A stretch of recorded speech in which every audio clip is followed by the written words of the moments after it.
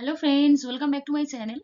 আজকে আলোচনা করব PSC clerkship exam previous year question 2009 থেকে ফার্স্ট শিফট প্লাস সেকেন্ড শিফটের যতগুলো জিকে ছিল সেগুলো আজকে আলোচনা করা হবে। মোট 40টি জিকে তোমরা দেখতে পাবে এবং তার সাথে সাথে বিভিন্ন তার রিলেটিভ বিভিন্ন কোয়েশ্চেন্স নিয়ে আমি আলোচনা করব। তোমরা ভিডিওটা শেষ পর্যন্ত দেখো, কারণ খুবই গুরুত্বপূর্ণ। যারা ক্লার্কশিপ এক্সাম দেবে তাদের জন্য এই প্রিভিয়াস ইয়ার কোয়েশ্চেন গুলো অবশ্যই দেখতে হবে। তাহলে তোমাদের ধারণাটা খুব ক্লিয়ার হবে যে কোন কোন টপিক থেকে তোমাদেরকে খুব ভালো করে করতে হচ্ছে। এবং আমি আমার চ্যানেলে বিভিন্ন topic wise chapter wise class দিচ্ছি। এবং যারা তোমরা আমার স্পেশাল যে ব্যাচ চলছে সেগুলোতে জয়েন হয়েছো, তারা অবশ্যই জানো যে আমি কিভাবে তোমাদেরকে নোটসগুলো প্রোভাইড করছি।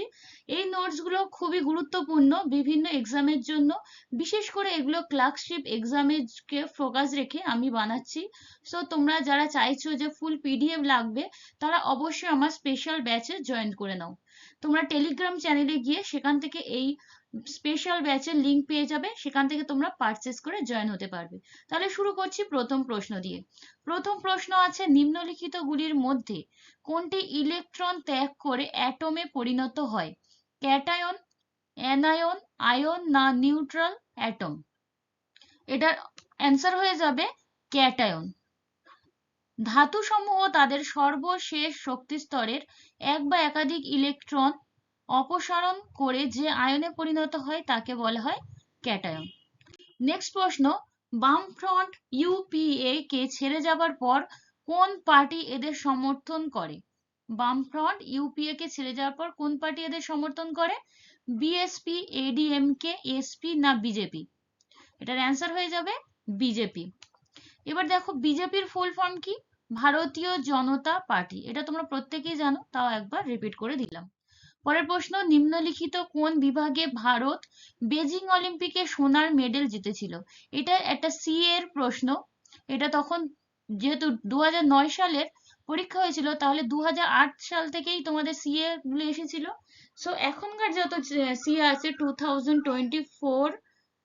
2023 থেকে 24, এই এক বছর, লাস্ট এক বছরের জিকে কারেন্ট অ্যাফেয়ার্স তোমরা খুব ভালো করে করে নেবে। আমার টেলিগ্রাম চ্যানেলে আমি রাত 9টার সময় প্রতিদিন কুইজ রাখি এবং সেখানে সেখানে তোমাদের বিভিন্ন কারেন্ট অ্যাফেয়ার্স কে নিয়ে আলোচনা করা হয়। কারেন্ট অ্যাফেয়ার্স, জিকে, এবং সেগুলো আলাদা আলাদা ভাবে হিস্ট্রি, জিওগ্রাফি, পলিটিক্স, ইকোনমিক্স সমস্ত সাবজেক্টের উপরে ফোকাস রেখে করা হয়। ইভেন তোমাদেরকে রিজনিংও করানো হচ্ছে এবং সামনে যে গ্রাম পঞ্চায়েত আছে সেগুলোকেও ফোকাস করে বিভিন্ন কুইজ সেখানে প্রতিদিন রাত 9টায় হয়। যদি তোমরা জয়েন হতে চাও অবশ্যই টেলিগ্রাম যে গ্রুপ আছে সেখানে তোমরা জয়েন হয়ে যেতে পারো। তাহলে এটার অ্যান্সার কি হয়ে যাবে? অপশনগুলো দেখে নাও, তীরন্দাজি, ভারোত্তোলন, সাঁতার এবং শুটিং। এর মধ্যে থেকে অ্যান্সার হবে শুটিং এ। এবার দেখো একটা তার সাথে রিলেটেড একটা 2024 সালের কারেন্ট অ্যাফেয়ার্স। প্যারিসে গ্রীষ্মকালীন অলিম্পিকে শুটিং প্রতিযোগিতা হতে চলেছে 2028 সালে। ঠিক আছে, নিম্নের কোনটির মধ্যে কোথায় ডায়ালগ পাওয়া যায়? আলমারি, বই, বোর্ড না চেয়ার? এর কোনটির সঙ্গে ডায়ালগ সম্পর্কিত? এটার অ্যান্সার হয়ে যাচ্ছে বই। বিভিন্ন কথোপকথন বা ডায়ালগের মাধ্যমে গল্প, উপন্যাস প্রভৃতি লেখা হয়। ভারতের প্রাচীনতম সভ্যতা কোনটি?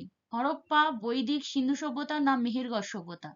ভারতের প্রাচীনতম সভ্যতা। দেখো অনেকেই তোমরা ভুল করবে, যারা ভালো করে এই কোশ্চেন্সটা ক্লিয়ার করোনি এখনো পর্যন্ত, দেখো তারা বলবে যে সিন্ধু বা হরপ্পা সভ্যতা, কিন্তু এটার অ্যান্সার হয়ে যাবে মেহেরগড় সভ্যতা। কারণ হরপ্পা সভ্যতার প্রায় 4 বছর আগে এই সভ্যতার আবির্ভাব হয়েছিল।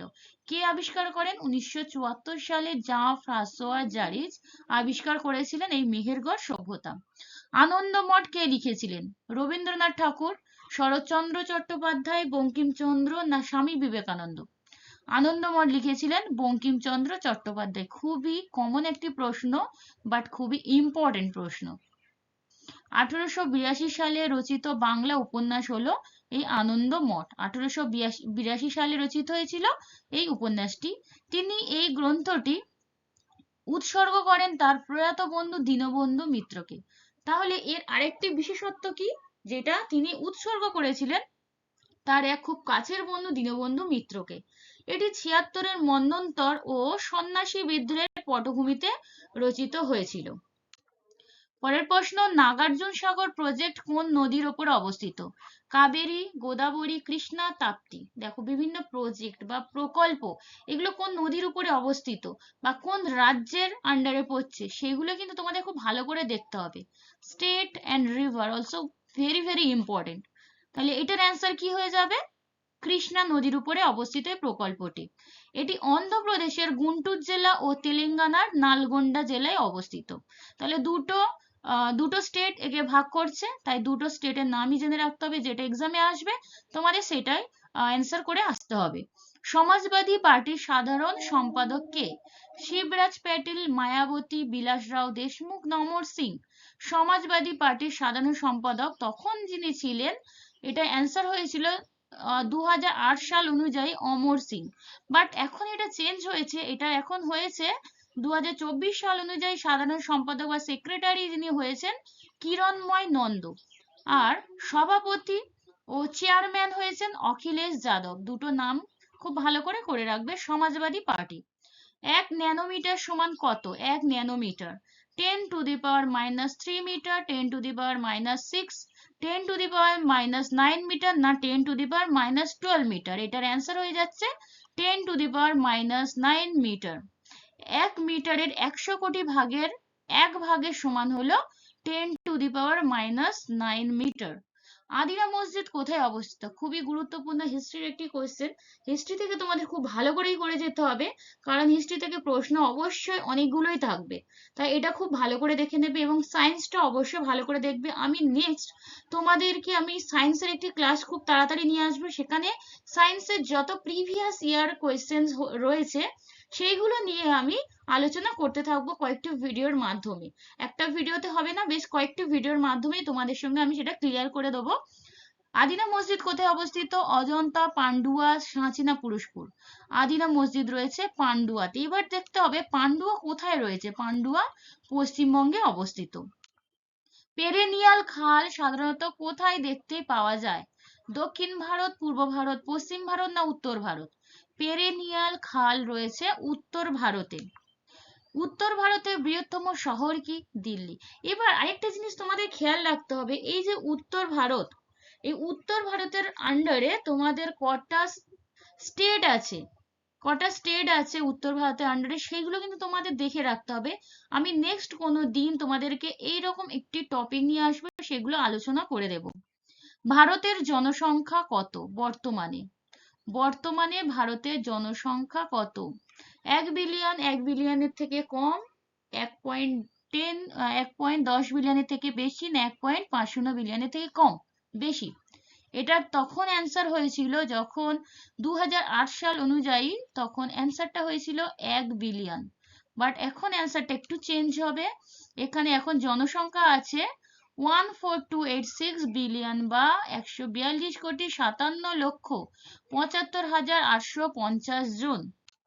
পরের প্রশ্ন, যদি দুটি মহাকাশচারী চাঁদে একে অপরের সাথে সাধারণ আওয়াজে কথা বলেন, তাহলে তারা একে অপরকে শুনতে পাবে তাদের সাধারণ আওয়াজে, উচ্চ আওয়াজে, ধীর আওয়াজে না শুনতে অক্ষম হবে?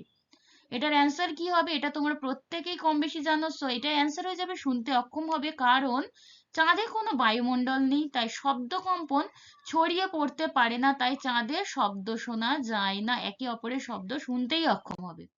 ভারতের সব থেকে বড় নদী প্রজেক্ট কি? মধ্যপ্রদেশ, হরিয়ানা, পাঞ্জাব না অরুণাচল প্রদেশ? এটার অ্যান্সার হয়ে যাবে পাঞ্জাবে রয়েছে সব থেকে বড় নদী প্রজেক্ট। ভাকরা নাঙ্গাল হিমাচল প্রদেশ ও পাঞ্জাবে অবস্থিত ভারতের বৃহত্তম বাঁধ। তাহলে এই যে পাঞ্জাবে যে প্রজেক্টটা রয়েছে ভাকরা নাঙ্গাল, এটি দুটো স্টেটকে ভাগ করেছে, হিমাচল প্রদেশ ও পাঞ্জাব। এটি ভারতের বৃহত্তম বাঁধ। কোন বছর বিধবা বিবাহ আইন পাশ হয়? খুবই গুরুত্বপূর্ণ প্রশ্ন। 1854, 1856, 1858 না 1860 সালে? বিধবা বিবাহ আইন পাশ হয়েছিল 1856 সালে। লর্ড ক্যানিং এর সহায়তায় 26শে জুলাই এই আইনটি বৈধ রূপ নেয়। এটি বিদ্যাসাগরের প্রচেষ্টায় হয়েছিল। নিম্নের কোনটির পরিমাণ মাপার একক হলো কিলোওয়াট পার ঘন্টা? বিভিন্ন পরিমাপক যন্ত্র পরিমাপক যন্ত্র কিন্তু খুবই গুরুত্বপূর্ণ, এছাড়া একক গুলো খুব গুরুত্বপূর্ণ। এবার দেখো, এগুলো তো দেখলাম, কিন্তু এখানে কিন্তু একটু ঘুরিয়ে দিয়েছে। Electrical energy, electrical power, electrical current না ইলেকট্রিক্যাল পোটেনশিয়াল ডিফারেন্স। এবার দেখো ইংলিশ টার্মে দিয়ে দিয়েছে, তোমরা তাহলে কি করবে? তাহলে কি অ্যান্সারটা করবে না? কারণ এটা একটু ঘুরিয়ে দিলেও তোমাদের করতে হবে। এটার অ্যান্সার হয়ে যাবে ইলেকট্রিক্যাল এনার্জি। বৈদ্যুতিক শক্তি, এর বাংলা অর্থ হচ্ছে বৈদ্যুতিক শক্তির বাণিজ্যিক একক হলো কিলোওয়াট পার ঘন্টা। এগুলো তাই ভালো করে প্র্যাকটিস করতে হবে। প্র্যাকটিসই পারে তোমাদেরকে বিভিন্ন প্রশ্নের সঙ্গে পরিচয় ঘটাতে, কারণ তোমরা অনেকে চ্যাপ্টার ওয়াইজ জাস্ট করেই তোমরা আর প্র্যাকটিস করো না, তার জন্য কিন্তু তোমরা চ্যাপ্টার ওয়াইজ টপিক ওয়াইজ করলেও ভুলে যাবে। তাই তোমাদের রেগুলার প্র্যাকটিসটা চালিয়ে যেতে হবে। রাজ্যসভায় সভাপতিত্ব কে করেন? রাষ্ট্রপতি, উপরাষ্ট্রপতি, প্রধানমন্ত্রী না স্পিকার? রাজ্যসভায় সভাপতিত্ব করেন উপরাষ্ট্রপতি। উপরাষ্ট্রপতিকে শপথ বাক্য কে পাঠ করান? ভারতের রাষ্ট্রপতি। এই উপরাষ্ট্রপতি, রাষ্ট্রপতি, স্পিকার এইগুলো রিলেটেড একটা নোটস দেবো, যেটা তোমাদের এই বিভিন্ন রকমের প্রশ্ন থাকবে, যেমন কত বছর তাদের মেয়াদ থাকে, বা কত বছর হলে তারা বিভিন্ন পদে আসীন হতে পারে, এরকম কে কাকে শপথ বাক্য পাঠ করান, কার অনুপস্থিতিতে কে সবাই বসতে পারেন, এইরকম টাইপের বিভিন্ন প্রশ্ন থাকবে সেই নোটসে। পরের প্রশ্ন, চাক দে ইন্ডিয়া সিনেমায় শাহরুখ খানের চরিত্রের নাম কি ছিল? শাহরুখ খান, কবির খান, আরবাজ খান না আবু? এটার অ্যান্সার হয়ে যাবে কবির খান। ভারতীয় হকি দলের প্রাক্তন অধিনায়ক কবির খান হিসেবে অভিনয় করেছিলেন শাহরুখ খান। তিনি ছিলেন ভারতীয় হকি দলের প্রাক্তন অধিনায়ক, তাকে নিয়েই এই অভিনয়টা করেছিলেন শাহরুখ খান। ভারতের সব থেকে বড় শীতল জলের ঝর্ণা কোথায় আছে? ওয়াং, সহস্রধারা, অনন্তনাগ না পাটনি টপ?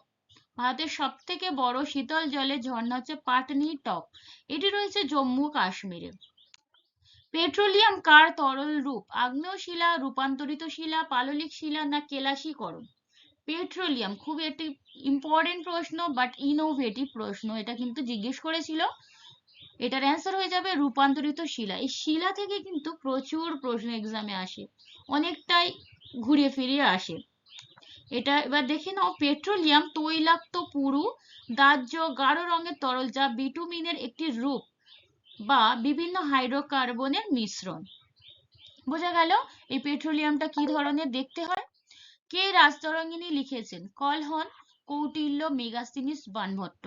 রাজতরঙ্গিনী লিখেছিলেন কলহন। এটা খুবই গুরুত্বপূর্ণ প্রশ্ন, বাট খুব ইজি প্রশ্ন, এবং এটি পরীক্ষায় আসে। তিনি একজন কাশ্মীরি ঐতিহাসিক ছিলেন। নেক্সট প্রশ্নে যাওয়ার আগে বলে রাখি, যদি তোমাদের চ্যানেলটি ভালো লেগে থাকে তবে অবশ্যই সাবস্ক্রাইব করে রাখবে এবং পাশে থাকা বেল আইকনটি অন করে রাখবে সবার প্রথমে নোটিফিকেশনটি পাওয়ার জন্য। শব্দের কোন ধর্ম স্টেথোস্কোপের সাহায্যে কাজ করে? শব্দের কোন ধর্ম? Reflection, refraction, dispersion, wave nature? এটার অ্যান্সার হয়ে যাবে রিফ্রেকশন, বা শব্দের প্রতিফলন। এই প্রতিফলন, প্রতিসরণ, অভ্যন্তরীণ পূর্ণ প্রতিফলন, এইগুলো নিয়ে একটা ভিডিও আমি অলরেডি প্রোভাইড করে রেখেছি। তোমরা ভিডিওর প্লেলিস্টে গিয়ে বিভিন্ন এইরকম টাইপের ছোট ছোট নোটস, বাট খুবই ইম্পর্টেন্ট, আমি রিলেটেড বিভিন্ন প্রশ্ন নিয়ে আলোচনা করে রেখেছি, সেগুলো তোমরা একটু দেখে নেবে। জীবাশ্মের বয়স জানার জন্য কোন আইসোটোপ ব্যবহার করা হয়? C12, C14, U235 না U237? এটার অ্যান্সার হয়ে যাবে C14, বা কার্বনের একটি আইসোটোপ, সেটা হচ্ছে কার্বন 14। এটি একটি তেজস্ক্রিয় আইসোটোপ, যা কার্বনের একটি আইসোটোপ বা উপাদান। এটি জীবন্ত প্রাণীর মধ্যে পাওয়া যায় এবং জীবাশ্মের বয়স জানার কাজে ব্যবহৃত হয়। ভারতের বিখ্যাত চা বাণিজ্যিক কেন্দ্র কোথায় অবস্থিত? তেজপুর, দার্জিলিং, গুয়াহাটি, শিলিগুড়ি? এটা পশ্চিমবঙ্গের মধ্যে রয়েছে, দার্জিলিং এ। এই দার্জিলিং আর কি কি কারণে বিখ্যাত? ঘুম স্টেশনের জন্য বিখ্যাত, ঘুম রেল স্টেশন। এছাড়াও এটা খুব ভালো একটি পর্যটন কেন্দ্র, তাই দার্জিলিংটা কিন্তু খুবই গুরুত্বপূর্ণ। পরের প্রশ্ন, স্বাধীন ভারতের শেষ গভর্নর জেনারেল কে ছিলেন? এখানে কিন্তু একটা জিনিস তোমাদের ভালো করে খেয়াল রাখতে হবে, এটা স্বাধীন ভারতের বলেছে। লর্ড মাউন্টব্যাটেন, আবুল কালাম আজাদ, রাজেন্দ্র প্রসাদ না চক্রবর্তী রাজা গোপালাচারী? এটার অ্যান্সার হয়ে যাবে স্বাধীন ভারতের শেষ গভর্নর জেনারেল চক্রবর্তী রাজা গোপালাচারী। এছাড়াও তিনি স্বাধীন ভারতের প্রথম জেনারেলও ছিলেন। নেক্সট প্রশ্ন, শব্দ তরঙ্গের বেগ কোন মাধ্যমে সবচেয়ে বেশি হয়? অক্সিজেন, কেরোসিন, জল, লোহা। দেখো, শব্দের বেগ সব থেকে বেশি কিন্তু কঠিন মাধ্যমে হয়, কঠিন। আর যদি বলা হয় আলোর বেগ সব থেকে বেশি কোথায় হয়? আলোর বেগ সব থেকে বেশি শূন্য মাধ্যমে। তাহলে এখানে কি হবে? কঠিন মাধ্যমে তো, তাহলে এর মধ্যে কঠিন কোনটা? লোহা। লোহার মধ্যে শব্দের বেগ সব থেকে বেশি হয়। নিম্নলিখিত কোন ক্রিটালে স্ফটিকীকরণের ফলে জলে কেলাসীকরণ হয়? Sodium chloride, blue vitriol, aluminium না ওয়াশিং সোডা? এটার অ্যান্সার হয়ে যাবে সোডিয়াম ক্লোরাইড। এটি একটি সাধারণ লবণ ও সমুদ্রের জলের প্রধান খনিজ উপাদান। এর সংকেত কি? NaCl, sodium chloride. 123 চুক্তির পরে কি নাম হয়েছিল? 123 একটি চুক্তি হয়েছিল, সেটা পরবর্তীকালে কি নাম হয়েছিল? AUS ল, AUS ল। আচ্ছা, 1954 সালে মার্কিন সরকারের একটি ধারা, মার্কিন সরকারের ধারা 123 দ্বারা ভারত ও আমেরিকার মধ্যে সংগঠিত একটি চুক্তি। এটা কিসের জন্য? পারমাণবিক একটি চুক্তি, পারমাণবিক বিভিন্ন সাহায্যের জন্য, পারমাণবিক সহায়তার জন্য এই চুক্তিটা হয়েছিল ভারত ও আমেরিকার মধ্যে। ওড়িশার একটি গুরুত্বপূর্ণ বন্দর কি? বিশাখাপত্তনম, তুতিকোরিন, গোপালপুর না পারাদ্বীপ? ওড়িশার গুরুত্বপূর্ণ বন্দর পারাদ্বীপ। পরের প্রশ্ন, বদ্বীপ অঞ্চল সাধারণত তৈরি হয় কি শিলা দিয়ে? আগ্নেয় শিলা, আগ্নেয় ও রূপান্তরিত শিলা, পাললিক ও রূপান্তরিত শিলা না রূপান্তরিত শিলা দিয়ে? বদ্বীপ অঞ্চল গঠিত হয় পাললিক ও রূপান্তরিত শিলা দ্বারা। কোন গুপ্ত সম্রাট সকারি উপাধি গ্রহণ করেন? সকারি উপাধি গ্রহণ করেন কোন গুপ্ত সম্রাট? প্রথম চন্দ্রগুপ্ত, দ্বিতীয় চন্দ্রগুপ্ত, সমুদ্রগুপ্ত না স্কন্দগুপ্ত? সকারি উপাধি গ্রহণ করেছিলেন দ্বিতীয় চন্দ্রগুপ্ত। মোমবাতির দহনে নিম্নলিখিত কোন পরিবর্তন সংঘটিত হয়? দেখো, এখানে কথাটা কিন্তু মোমবাতির গলন বলেনি, এখানে মোমবাতির দহন বলেছে। দহনের ক্ষেত্রে কি হয়? দুটো পরিবর্তন একসঙ্গেই হয়। কেন? কারণ মোমবাতি যখন গলানো হয় বা দহন করা হয় তখন তো মোমবাতিটা গলে যায়, গলে গিয়ে তরলে পরিণত হয়। যখন মোমবাতিটা তরলে পরিণত হচ্ছে তখন এটার কি পরিবর্তন হয়? তখন রাসায়নিক পরিবর্তন হয়। কিন্তু মোমবাতিটা গলার পরে আবার যখন কঠিনে পরিণত হয়, কঠিনে পরিণত হলে আবার সে পুনরায় আগের কঠিন পদার্থেই আবার ফিরে আসে, তখন এটা কি হয়? আগের রূপেই ফিরে আসতে পারে, তাই এটা হয়ে যায় তখন ভৌত পরিবর্তন। ভারতীয় চন্দ্রযান-1 উৎক্ষেপণ করা হয়েছিল কোথা থেকে? পোখরান, শ্রীহরিকোটা, গোপালপুর, ত্রিবান্দ্রম। দেখো, এটা 2008 সালের একটি কারেন্ট অ্যাফেয়ার্স ছিল, তাই এখান থেকে জিজ্ঞেস করা হয়েছে। এখন তোমাদের চন্দ্রযান-3টা কিন্তু ভালো করে রাখতে হবে। তোমাদের যদি এক্সামে চন্দ্রযান থেকে আসে তাহলে সেটা চন্দ্রযান-3 থেকেই আসবে, তাই এটা খুব ভালো করে রাখবে। তখন অ্যান্সার ছিল শ্রীহরিকোটা, এখনো সেমই আছে। তবে শ্রীহরিকোটাটা কোথায় অবস্থিত? অন্ধ্রপ্রদেশের শ্রীহরিকোটা সতীশ ধাওয়ান স্পেস সেন্টার থেকে চন্দ্রযান-1 এর যাত্রা শুরু হয়েছিল। ইসরো যে মহাকাশ স্টেশন আছে তার বর্তমান চেয়ারম্যান কে আছেন? বর্তমান চেয়ারম্যান আছেন এস সোমনাথন, এটা এখনো রয়েছেন তিনি। পরের প্রশ্ন, গোদাবরীর প্রধান উপনদী কি? ইন্দ্রাবতী, ভেদাবতী, সিন না ভীমা? গোদাবরীর প্রধান উপনদী হচ্ছে ইন্দ্রাবতী। উপনদী পেনগঙ্গা, প্রাণহিতা। গোদাবরীর তীরবর্তী শহর হচ্ছে নাসিক। নিম্নলিখিত কোন সংস্থা গোর্খাল্যান্ডের জন্য উত্তেজিত হয়ে পড়েছিল? GNLF, GJM, হরিয়ত, CPIML? গোর্খাল্যান্ডের জন্য উত্তেজিত হয়ে পড়েছিল GJM সংস্থা। বাংলার প্রথম স্বাধীন নবাব কে ছিলেন? সিরাজউদ্দৌলা, মীর কাসিম, আলীবর্দী খান না মুর্শিদ কুলি খান? বাংলার প্রথম স্বাধীন নবাব ছিলেন, এনাদের মধ্যে থেকে অ্যান্সার হবে সিরাজউদ্দৌলা। বাংলার শেষ নবাব কে ছিলেন? শেষ স্বাধীন নবাব নজম উদ্দৌলা, শেষ স্বাধীন নবাব নজম উদ্দৌলা। গ্রিন বেঞ্চ বলতে কি বোঝো? খুবই গুরুত্বপূর্ণ, এটা স্টার মার্ক করে রাখো। বিচারকদের বেঞ্চের রং, দেশের বেঞ্চ, মন্ত্রীদের বেঞ্চ না বনাঞ্চল ছেদনে বাধাদানকারীদের একটি বেঞ্চ? এটার অ্যান্সার হয়ে যাবে কি? বনাঞ্চল ছেদনে বাধাদানকারীদের বেঞ্চ। এটি এই গ্রিন বেঞ্চ কথার অর্থ হচ্ছে সবুজায়নের জন্য যে বিচারালয়। 1986 সালে সুপ্রিম কোর্টের রায়ে দেশের বিভিন্ন রাজ্যের উচ্চ আদালতে বিভিন্ন গ্রিন বেঞ্চ স্থাপন করা হয়েছিল 1986 সালে। পেরিয়ার অভয়ারণ্য কোথায় অবস্থিত? পশ্চিমবঙ্গ, উত্তরাঞ্চল, কেরালা না মধ্যপ্রদেশ? পেরিয়ার অভয়ারণ্য রয়েছে এদের মধ্যে থেকে কেরালাতে। তাহলে বিভিন্ন অভয়ারণ্য এবং সেগুলো কোন রাজ্যে অবস্থিত এগুলো অবশ্যই দেখতে হবে। এটি ভারতের কেরালার ইদুক্কি ও পাতনামথিট্টা জেলায় অবস্থিত। কাকে বাংলার বাঘ বলা হয়? বাংলা থেকে এটা প্রশ্নটা এসেছে, মানে স্ট্যাটিক জিকে চ্যাপ্টার মূলত। এটি অ্যান্সার হয়ে যাবে বাংলার বাঘ বলা হয় আশুতোষ ব্যানার্জিকে। শেষ প্রশ্ন, মানবদেহের সবচেয়ে বড় গ্রন্থি কি? হৃৎপিণ্ড, লিভার, কিডনি, মস্তিষ্ক। মানবদেহের সবচেয়ে বড় গ্রন্থি হচ্ছে লিভার বা যকৃৎ। এই যকৃৎ মানবদেহের বৃহত্তম সনাল গ্রন্থি। ঠিক আছে, তাহলে আজকের ভিডিওটা এই পর্যন্তই। শেষ পর্যন্ত দেখার জন্য তোমাদেরকে অসংখ্য ধন্যবাদ।